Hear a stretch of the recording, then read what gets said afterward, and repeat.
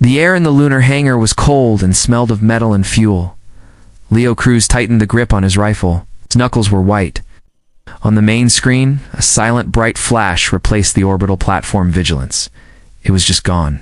No warning. No scream over the radio. One moment it was there, the next a cloud of dust. What was that? Private Dan's voice was too high. He was young, his face pale under the harsh lights. Quiet, Leo said. His own heart hammered against his ribs. The base alarm began its low, steady wail. Red lights spun, throwing long dancing shadows. This was Tycho under a Marine garrison on the moon. They were mechanics and security, not frontline soldiers. A new voice, sharp and calm, came over the coms. All personnel, combat stations. This is not a drill. It's an unidentified hostile force has engaged all outer system assets. The voice listed names Leo knew. Mars Colony, the Jovian Fleet. All gone. The words were like stones dropping into water, and a different voice filled the channel, smooth and cold. People of Earth, your chaotic existence is a disease. Surrender or be erased. The message repeated. The enemy called themselves the Starfaring Ascendancy. They're human. Helen, the squad medic, whispered. She held her medkit like a shield. Leo didn't have an answer. A shudder ran through the floor. A impact, distant but close. The main hangar door groaned. A seam of bright white light appeared in the thick metal. The light grew, cutting through the door like a hot knife through butter. Positions, Leo yelled, his voice rough. The cut section of the door fell inward with a deafening crash. Through the smoke and new opening, figures emerged. They were tall, clad in armor of dark, polished metal. It fitted their bodies perfectly, moving with them like a second skin. Their helmets were smooth, featureless black glass. They moved fast, too fast. Plasma bolts, silent and bright blue, snapped through the air. They did not punch holes in the Marine's lighter armor. They melted through it. A man to Leo's left cried out and fell, his chest plate a bubbling, smoking ruin. Fall back, to the inner corridor. Leo fired his rifle. The bullet sparked harmlessly off the enemy armor. It was like throwing pebbles at a tank. He grabbed Dan by the shoulder, shoving him back. Helen was covering their retreat, firing her sidearm. It was useless. A plasma bolt caught her in the shoulder. There was no blood. It's just a terrible sizzling sound and the smell of burned meat. Her medical insignia glowed red-hot for a second, before she collapsed. Leo froze for 1 second too long. Don screamed as two of the enemy soldiers grabbed him. They moved with brutal efficiency, dragging him back towards their ship. His cries echoed in the vast hangar. Leo was alone now. Fired his last rounds. Click, empty. He threw the rifle down and drew his combat knife. It was a stupid final gesture. One of the soldiers stepped towards him. It raised its weapon. The barrel glowed with a soft blue light. Leo stared into the dark faceplate, waiting for the end. The soldier stopped. His helmet tilted slightly as if listening to a voice Leo could not hear. It stood perfectly still for a long moment, then it lowered its weapon. It took 2 quick steps forward. Leo tried to bring his knife up, but he was too slow. The soldier's armored fist moved in a blur, struck the side of Leo's head. Everything went black. He woke up. His head throbbed. He was not in a cell. He was in a chair. In the base's command center. The room was clean. The bodies were gone. The broken screens were replaced. The enemy soldiers stood by the doors, silent and watchful. A woman stood over a comms console, her back to him. She wore a crisp, gray version of their uniform. She turned. Her face was sharp, her eyes a cool, calculating gray. Eddie! Sergeant Cruz, she said. Her voice was calm, without anger or pride. What? It was the voice of the broadcast. We need to talk about your file. Leo's head pounded. He tried to move his hands, but they were locked to the arms of the chair by thin metal bands. The woman watched him, her expression flat. She introduced herself as Commander Eva Rostova. You are not a prisoner in the usual sense, Sergeant, she said. She turned a screen toward him, showed a star map. You need to understand. This war was decided before you were born. The map zoomed in on a sector of space. A line connected it to Earth. Centuries ago, a ship called the Odyssey left this system. Your history says it was lost. It was not. found a home. We built a society there, a perfect society. Ordered, strong. Her voice was cool, like a teacher giving a lesson. Earth is a sickness, a chaos of weak genes and failed ideas. We are the cure. She showed him more footage. Cities on Earth burning from orbit. Fleets of Earth ships, outdated and slow, being torn apart by the Ascendancy's faster, deadlier vessels. The images were clean, clinical. There was no sound of screaming, just the quiet hum of a winning war. Your strategies are from our old books. We know them all. Cannot win. Leo thought of Helen dying on the hangar floor. Of Don dragged away. His voice was a low growl. Why am I still alive? Rostova almost smiled. It did not reach her eyes. As you have a problem you cannot solve. You think I can help. She changed the screen. Now it showed lines of complex code, scrolling fast. A disruption in our networks. It appears at random. It shuts down power to a weapons battery, reroutes a supply ship to an empty coordinate. It is a ghost. Leo stared at the code. He was a soldier, not a programmer. I don't know what that is. Look closer, she insisted, her calm starting to fray at the edges. Your people made this. It is primitive, illogical, but it works. My best technicians cannot kill it. They cannot even find where it comes from. He looked. The shapes of the code were strange. He saw patterns he did not recognize from any modern system. Then he saw a string of characters, a name buried deep in the structure. It was not a military designation. It was a word from an old, dead language. A word for a trickster god. He had seen it in a history file about ancient Earth myths. His breath caught. This was not the work of Earth Command. This was something else. Something old. Rostova saw the recognition in his eyes. Her cool mask broke. A flash of real anger showed. See it? What is it? Who created this? Before he could answer, the main screen in the command center flickered. The code vanished. Every screen, every monitor went black for a second. Then a single image appeared, glowing in the dark room. It was a simple, blocky, smiling face. A yellow circle with 2 black dots for eyes and a curved line for a mouth. It was a symbol from a children's game, centuries old. The enemy soldiers by the door shifted uneasily. Their hands went to their weapons. Rostova stared at the screen, her face pale. The certainty was gone from her eyes, replaced by a slow, dawning fear. She turned back to Leo, her voice barely a whisper. This is not your military. Who did you leave behind? The view from Frank's bunker was a lie. His screen showed a peaceful, snow-covered mountain valley. The sound was off. He did not need to hear the screams from the cities. He saw their light on the horizon at night. A constant, dull, orange glow. Frank was old. His hands were rough and scarred. He had been a general once. He was just a man in a room full of old radios and maps. People had called him crazy for building this place. They were not calling him crazy now. His comms unit buzzed with broken voices. A woman named Lisa, hiding in a ruined factory. A man named Carl, leading a few scared survivors through a subway tunnel. They were losing hope. Frank keyed his microphone. His voice was gravel. Listen up. Cannot fight them head-on. They are better. They are faster. So stop trying. He gave simple orders. Blow the bridge on the old highway. Not when their tanks are on it. Do it before. Make them go through the swamp. Slow them down. Poison the water in their holding tanks.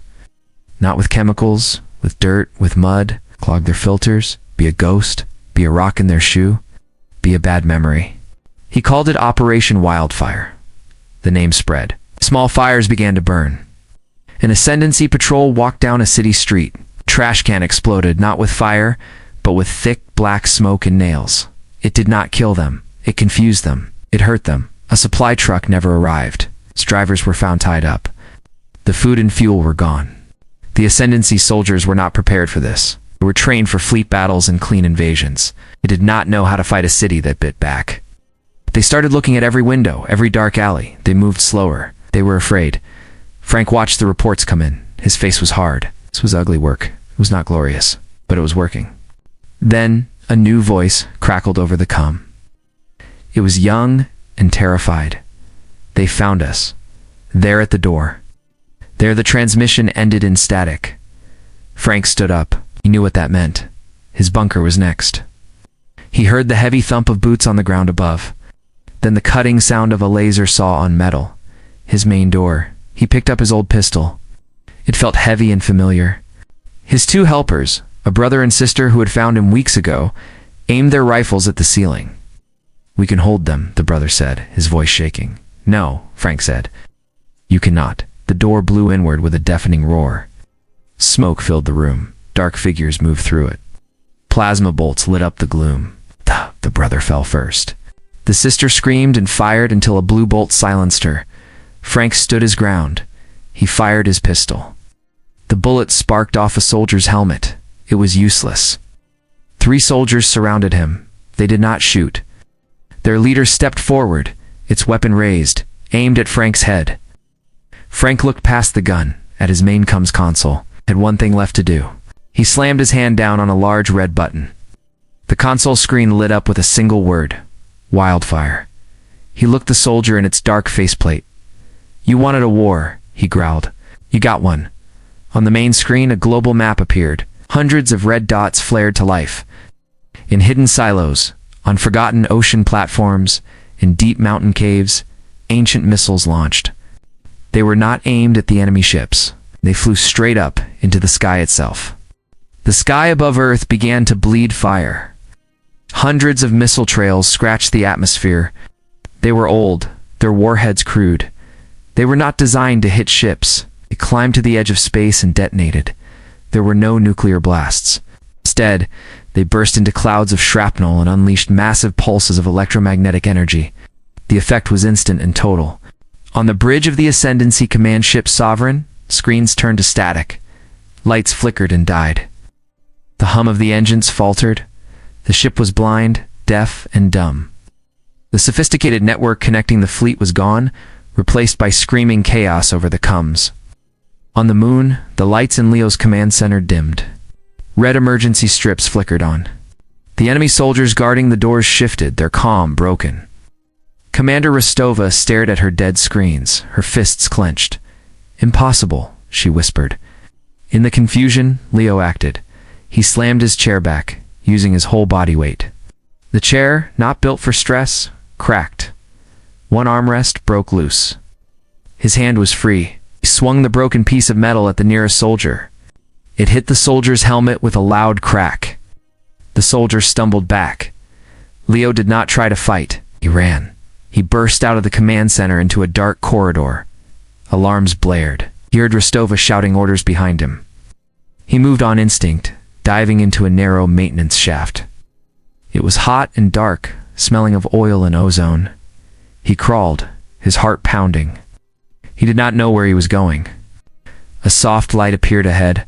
He followed it into a larger space, a geothermal control room. A young woman with grease on her face jumped, holding a large wrench like a club. 2 other techs hid behind her. "Stay back," she yelled. "My name is Leo Cruz," he said, holding up his empty hands. "I was a prisoner. The base is falling apart." The woman, Chloe, lowered the wrench. She and the others were civilian engineers who had hidden in the vents. They had been the ghosts in the machine. They showed him their tools. They were not using enemy systems. They were using the moonbase's original physical blueprints. They navigated through crawl spaces and manually rerouted power, causing the chaos Rostova feared. Leo saw a chance. "The main comes dish," he said. "It's their local relay. If we destroy it, their forces here are cut off for good." The plan was simple and deadly. They would use the maintenance tunnels to get close, then blow the dish's control room with emergency explosives. The journey was a nightmare of dark, tight spaces. They could hear enemy patrols searching for them. Finally, they reached a hatch that opened into the corridor leading to the comms room. It was heavily guarded. 4 soldiers stood watch. There was no other way. Leo looked at Chloe and the 2 techs. "When I go, you run the other way." He kicked the hatch open and charged. It was suicide, yelled, drawing their fire. Plasma bolts seared the air around him. One of the techs threw a charge. It was not a grenade. It was a canister of compressed gas. It exploded with a deafening bang in a cloud of freezing vapor. In the confusion, Leo made it to the comms room door. He slammed the lock with a stolen tool. The door slid open. Rostova was waiting for him inside. She had predicted his move. She held a long, sharp combat knife. They fought. It was not a skilled duel. It was a desperate, ugly struggle. He was stronger. She was faster. She cut his arm. He grabbed her wrist and slammed it against the wall until she dropped the knife. He drove her back, his weight pushing her against the main console. She struggled, but he was too heavy. He picked up a piece of broken plating from the floor. Ow. He raised it. She stopped fighting. She looked up at him, her cold eyes clear. You don't even know, do you? Blood trickled from her lip. The Odyssey. It wasn't a colony ship. Leo froze, the sharp metal poised above her. It was a prison barge. She coughed, her body going slack. The worst of humanity. The monsters. We are their children. We became this. She gestured weakly at the war around them. What does that make you? Leo stood over Rostova, the sharp piece of metal heavy in his hand. Her words echoed in his mind. Prison barge. Monsters. He looked at his own reflection in her dying eyes. What did that make him? He lowered the weapon. He let it clatter to the floor. He had to make a choice right now. He could finish this the old way with more blood. Or he could try something new. He left her there and moved to the comms panel. It was damaged, but Chloe and the others had shown him the backup systems. He worked fast, his fingers clumsy on the unfamiliar controls. He patched into the main channel, the one the Ascendancy fleet was struggling to restore. On Earth, the war had changed. The debris field blinded the orbiting ships. The remaining Earth forces, using old radios and sheer guts, were attacking. They swarmed the disabled Ascendancy vessels like ants on a wounded animal. It was no longer a clean fight. It was a brawl. Leo's voice crackled across the fleet and across every open channel on Earth. Ascendancy fleet? Yeah, this is Sergeant Leo Cruz. I am speaking from your lunar command. Listen to me. He played it. He broadcast the recording of Rostova's final gasping confession, the truth about the Odyssey, the truth about their origins. The words spread through the ships, through the resistance bunkers on Earth. The perfect, superior Ascendancy was born from Earth's worst criminals. He saw the effect on the main tactical screen. Few Ascendancy ships stopped fighting back. It just drifted. The shock of the truth was a weapon they had no defense against. Then Leo spoke again. His voice was tired but clear. You think we are chaos? You are right, we are. But chaos can build. It can change. You were engineered to be this. We had to learn to be better, and we choose to be. He took a deep breath. This was the hardest part. These are the terms of your surrender. He looked at the screen, imagining the old proud commander on the Sovereign Bridge. The first one is this. Stand down your weapons. The second one is, come home. On the bridge of the Sovereign, Fleet Commander Vance watched the feed. His ship was wounded. His fleet was in disarray. The myth of their purity was shattered. He saw the Earth ships on his screens not firing, but holding position, waiting. His second-in-command, a younger man named Peter, spoke softly. Sir, our ground forces are isolated. Our fleet cohesion is lost. They are offering. Way out. Vance's face was a stone. Every part of his training, his entire life, screamed to fight to the last breath. To reject this messy, imperfect offer from the flawed children of Earth, he looked at the main viewer. He saw the planet below, blue and green and wounded, but still alive. It was the cradle they had been taught to hate. It was the home they had never known. His hand, which had been hovering over the self-destruct trigger, slowly moved away. He keyed the fleet-wide channel. His voice was old and rough, stripped of its certainty. All Ascendancy vessels, he said. The words felt foreign in his mouth. This is Fleet Commander Vance. Cease fire. The order hung in the silence of the bridge. No one moved. Peter watched the commander, his hand resting on his own sidearm, ready for either treason or peace. Vance turned from the screen. He looked at Peter, his eyes filled with a terrible new confusion. The war was over. The harder task of peace was about to begin.